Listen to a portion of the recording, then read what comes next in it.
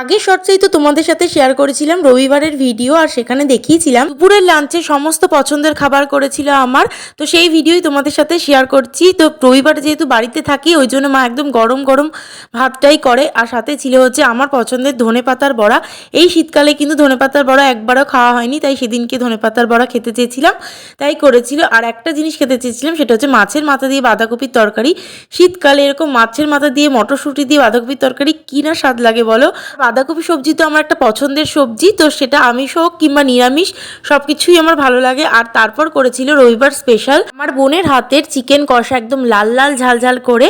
আমার বোনের হাতের চিকেন কষা ভীষণ টেস্টি হয়। এক একটা রবিবার আমি বানাই, এক একটা রবিবার বোন বানায়। তো এই রবিবার কিন্তু বোনই বানিয়েছিল, আর চিকেন কষাটা ভীষণ টেস্টি হয়েছে। তোমাদের কালারটা দেখে হয়তো বুঝতেই পারছো।